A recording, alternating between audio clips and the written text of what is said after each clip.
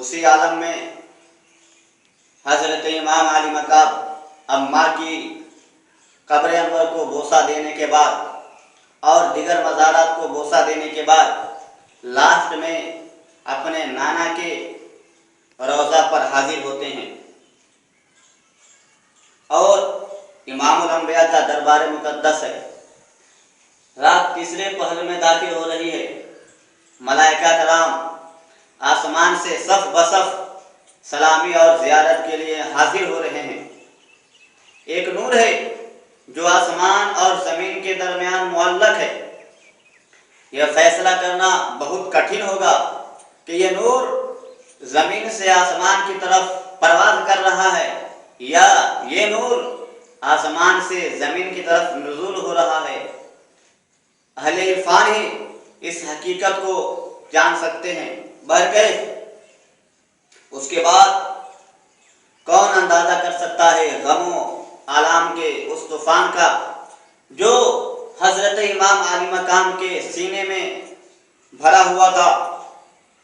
نانا کا مزار اقدس ہے، حسین نانا کے حضور میں حاضر ہو جاتے ہیں اور دعا کرنے لگتے ہیں، اے میرے پیارے نانا جان، میں آپ کا وہی نواسا اور وہی ناتی ہوں جس کی آمد پر آپ نے ممبر سے اتر آیا تھا، جس کی خوشی آپ کو بہت اچھی لگی تھی۔ اے میرے پیارے نانا جان، میں آپ کا وہی نواسا ہوں۔ جب آپ نماز پڑھ رہے تھے آپ نے میرے لیے نماز کو طول دے دیا تھا، سجدہ کو طول دے دیا تھا۔ آپ نے میرے لیے 1 تسبیح 2 تسبیح 3 تسبیح کے بجائے 72 تسبیح سجدہ میں پڑھا تھا۔ اے میرے پیارے نانا جان، میں آپ کا وہی نواسا ہوں اور یزیدیوں نے مجھے مجبور کر دیا، میں کربلا جا رہا ہوں۔ قبر سے آواز آتی ہے، اے میرے پیارے حسین، تم مجبور نہیں، تم مختار ہو۔ اے میرے پیارے بیٹے نواز حسین، تم اس امتحان میں کامیاب ہو جاؤ گے۔ حسین ہلکی سی سو جاتے ہیں اور نیند کا غلبہ طاری ہو جاتا ہے۔ اسی خواب میں امام علی مقام حضرت محمد مصطفیٰ صلی اللہ علیہ وسلم نے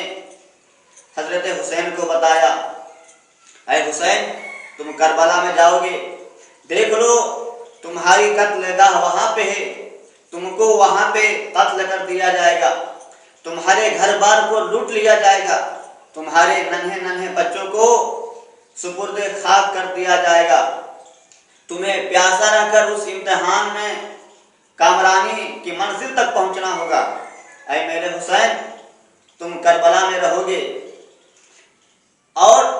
پانی بند رہے گا لیکن پانی تمہارے اختیار میں رہے گا۔ اگر تم اس کربلا میں پانی چاہ لو گے تو اللہ تبارک و تعالی آسمان سے پانی بھیج دے گا،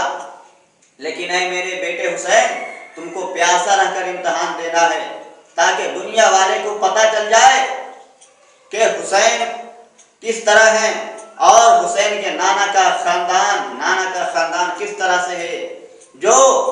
اختیارات ہونے کے باوجود اس طرح کو جھیل رہے ہیں۔ اے میرے پیارے نواسے، اگر تم اس امتحان میں اس طرح سے امتحان دو گے تو آنے والی نسلیں تمہاری اس حوصلے کو یاد کرے گی اور کہے گی فخر سے